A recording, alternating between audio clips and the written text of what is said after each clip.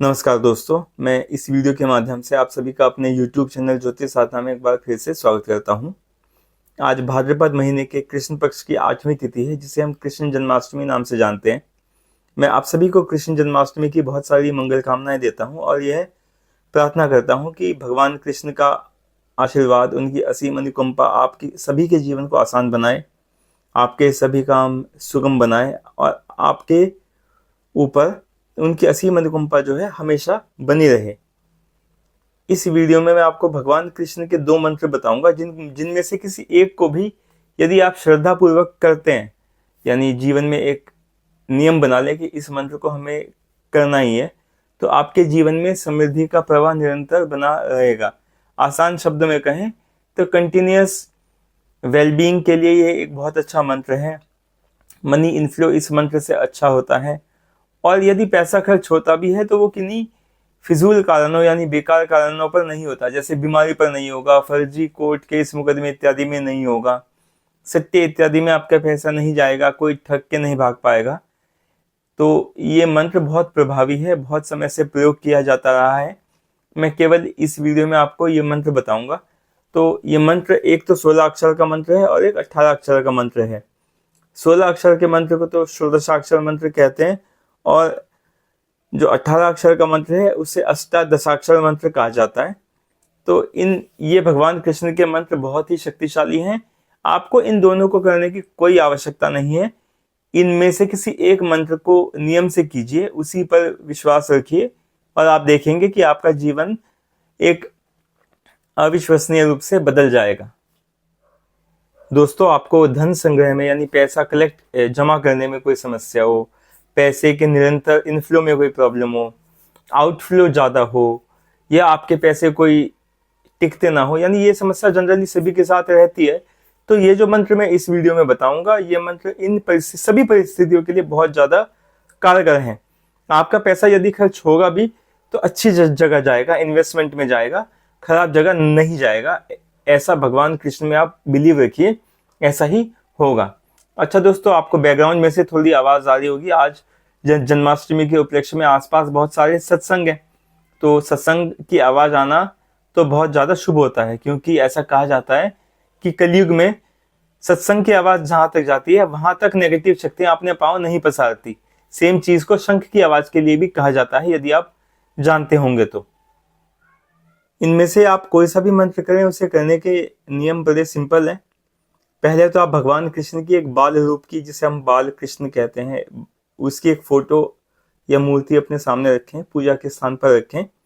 उस पर माला और फूल, यानी माला भी या फूल भी, कोई भी एक चीज़ या दोनों चीज़ आप अर्पण कर सकते हैं और उसके बाद भक्ति भाव से इस मंत्र का जाप आप शुरू कर सकते हैं। इस जाप को शुरू करने के लिए सबसे अच्छा समय, आप अपनी लोकेशन पे सनराइज का टाइम पता कीजिए और मंगलवार को सनराइज के एग्जैक्टली आधे घंटे बाद आप इस जाप को करना शुरू कर सकते हैं। आपको एक मंत्र की रोज 108 मनके की पर 9 बार फेरना है, यानी 108 मनके की एक माला होती है, उस पर आपको 9 राउंड्स करने हैं एक मंत्र के, किसी भी एक मंत्र का जिस पे आप करना चाहते हैं, यानी 108 × 9 टाइम्स आपको ये डेली करना है। तो 21 डेज तक करना है, 21 दिन तक करना है। उसके बाद जो है आपको एक छोटा सा हवन करना होगा इसी मंत्र के साथ। आहुति उसमें 2000 आहुतियों का एक साधारण सा हवन आप स्वयं भी कर सकते हैं, यदि आपको हवन करने का ज्ञान है। अन्यथा अपने पास के एक पंडित जी को बुलाकर आप 2000 आहुतियों का एक हवन करा सकते हैं। आपको चावल और घी के साथ वो हवन करना है। उसके बाद, हवन करने के बाद, आपको आवश्यक नहीं है कि आप 9 माला ही यानी 9 राउंड डेली इस मंत्र के करें। फिर भक्ति भाव से आप जितने माला चाहें उतनी कर सकते हैं। आप एक माला भी भक्ति भाव से नित्य रोज कर सकते हैं। तो आप देखेंगे कि आपके जीवन में चमत्कारिक प्रभाव आएगा। सुख, समृद्धि, पैसा इत्यादि आपके जीवन में बहुत अच्छे से आएगा। देखो दोस्तों, पैसा सब कुछ नहीं होता। समृद्धि, सुख उन लोगों के जीवन में भी होता है जिनके जीवन में पैसा कम होता है। तो यदि आप जीवन में एक चमत्कारिक प्रभाव देखना चाहते हैं, बदलाव देखना चाहते हैं, तो भगवान कृष्ण के इन 2 मंत्रों में से किसी एक मंत्र को अवश्य नित्य रूप से अपनाएं। अब मैं दोस्तों समय ज़्यादा व्यर्थ ना करते हुए आपको मंत्रों के बारे में बता देता हूं। अच्छा, इस 2000 आहुतियों से जुड़ी एक बहुत महत्वपूर्ण बात मैं आपको बता देता हूँ। मान लीजिए आप 21 दिन के बाद हवन करते हैं, पंडित जी को बुलाते हैं और आपके परिवार के 4 लोग हो गए, या आप स्वयं करते हैं और आपके परिवार के 4 लोग हो गए, ठीक है। तो हवन में अगर टोटल 5 व्यक्ति बैठे हैं, यानी पंडित जी को लेके 4 व्यक्ति और यानी और बैठे हैं, तो हर एक को केवल 400 आहुतियां ही डालनी है, यानी वो 2000 डिवाइड हो जाएगा। ऐसा कुछ नहीं होता कि आपने जाप किया है तो आप ही को 2000 आहुतियां डालनी है, या हर एक व्यक्ति को 2-2000 आहुतियां डालनी है। जितने भी व्यक्ति होंगे उनको आप 2000 में डिवाइड कीजिए। एक रैंडम नंबर जो भी आए, 2000 से आहुतियां कम ना हो, भले ही थोड़ी सी ज्यादा हो जाए चल जाएगा, 2000 से आहुतियां आप कम ना रखें, ठीक है। तो यदि आप 10 व्यक्ति हैं तो आहुतियां बहुत कम होंगी और हवन बहुत शीघ्र पूरा हो जाएगा। तो ये हवन जो है 21 दिन बाद, ये कोई बहुत बड़ा हवन नहीं है, सिंपल सा हवन यदि आप करेंगे चलेगा, आपको ज्यादा खर्चा नहीं करना। बहुत से लोग देखो, उनकी फाइनेंशियल स्थिति अच्छी नहीं होती और वो अच्छा हवन करने पर बहुत खर्चा कर देते हैं। देखो, पहले पहले आपको स्थिति अच्छी करनी है, मंत्र सिद्ध करना है, तो से एक साधारण से हवन से अपना काम चलाओ। उसके बाद जो है, जब आपके पास भगवान कृष्ण की अनुकंपा से अच्छा जो है सुख समृद्धि हो, उसके बाद आप अपनी शक्ति से भगवान कृष्ण के जो है सत्संग कराओ। लेकिन पहले आप अपनी सामर्थ्य के अनुसार ही साधारण सा हवन करो। दोस्तों, पहले हम षोडशाक्षर यानी 16 अक्षर का जो मंत्र है भगवान श्री कृष्ण का, उसकी बात करते हैं। मैं आपको मंत्र बोल के सुना देता हूँ और स्क्रीन पे भी लिख देता हूँ ताकि आप लोग समझ पाए। बहुत आसान मंत्र है। ओम नमो भगवते रुक्मणी वल्लभाय स्वाहा। एक बार और बोल देता हूँ।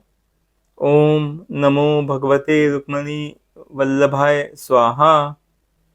ओम नमो भगवते रुक्मणी वल्लभाय स्वाहा। तो आप, ये 16 अक्षर का मंत्र है, इसका आप रोज 9 माला मंगलवार को सनराइज के यानी सूर्योदय के आधे घंटे बाद से आप करना शुरू कर सकते हैं। उसके बाद अगले दिन आप अपने नियमित पूजा समय पर कीजिए, लेकिन शुरुआत के दिन आप इसे मंगलवार को सनराइज के आधे घंटे बाद ही स्टार्ट कीजिए। अब मैं आपको 18 अक्षर का जो मंत्र है उसके बारे में बता देता हूँ। अष्टादशाक्षर मंत्र इसे कहा जाता है। तो इसके साथ भी सेम फॉर्मेलिटी है जैसे षोडशाक्षर मंत्र के साथ है। आपको 108 मनके की माला पर 9 बार इसको रोज फेरना है, मंगलवार को सनराइज के बाद आधे घंटे बाद से स्टार्ट करके 21 डेज तक। पहले दिन आप इस टाइम को रखिए, ऐसी कोशिश आपकी होनी चाहिए। उसके बाद आप किसी भी समय, पूजा का समय जो भी आपका है उस समय इसे कीजिए। किंतु यदि आपका पूजा का समय इससे पहले का है तो फिर तो आप किसी भी समय यानी उसी समय से इस मंत्र का जाप करके जो है भगवान कृष्ण के जो बाल रूप है उसके सामने माला, फूल इत्यादि अर्पण करके आप इसका जाप शुरू कर सकते हैं। तो 21 दिन के बाद आपको एक छोटा सा हवन कराना पड़ेगा, या वो आप स्वयं कर सकते हैं या किसी पंडित जी से करा सकते हैं, 2000 आहुतियों का, चावल और घी मिलाकर। उसके बाद यह मंत्र आपके लिए सिद्ध हो जाएगा।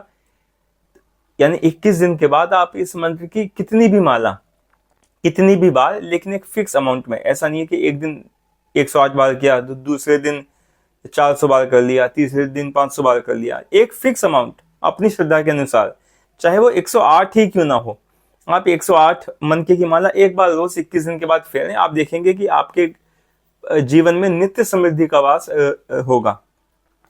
तो अब मैं आपको अष्टादशाक्षर मंत्र जो है आपको बता देता हूं और सामने लिख भी देता हूं ताकि आपको कोई दिक्कत ना हो। ये मंत्र भी बहुत आसान है, तो इस मंत्र को भी आप आसानी से उच्चारण कर पाएंगे, मेरे को ऐसा विश्वास है। तो मंत्र सुन लीजिए आप। ओम क्लीं कृष्णाय गोविंदाय गोपी जन वल्लभाय स्वाहा। ओम क्लीं कृष्णाय गोविंदाय गोपी जन वल्लभाय स्वाहा। तो ये मंत्र देखिए कितना आसान है और कितना शक्तिशाली मंत्र है। आप इसको यदि जाप करेंगे रोज तो निश्चय ही आप इसकी शक्ति जान पाएंगे। तो आशा है दोस्तों आपको यह वीडियो पसंद आया होगा। इसमें जो 2 मंत्र मैंने आपको बताए वो बहुत शक्तिशाली मंत्र हैं, उन्हें साधारण ना आंकें बिल्कुल भी। भगवान कृष्ण में अपार भक्ति रखें, उनकी असीम अनुकंपा सभी व्यक्तियों के जीवन को सरल बनाती है। संसार को पालने वाले वही हैं, संसार के पालक भगवान विष्णु के ही अवतार हैं, संसार को पालने वाले भगवान कृष्ण ही हैं। मेरी भी प्रार्थना होगी कि आप सभी की साधना को भगवान श्री कृष्ण सफल करें, यदि आपको यह वीडियो पसंद आया हो तो कृपया इस वीडियो को लाइक करें। कोई डाउट पूछना हो, शंका हो आपको तो कमेंट करके पूछ सकते हैं। कोई सुझाव देना चाहते हैं तो वो भी बता सकते हैं। अगले वीडियो में मैं आपसे किसी और विषय पर बात करूंगा। तब तक जो है भगवान कृष्ण और भगवान श्री राम की असीम अनुकंपा आप सब पर बनी रहे। जय श्री कृष्ण, जय श्री राम दोस्तों।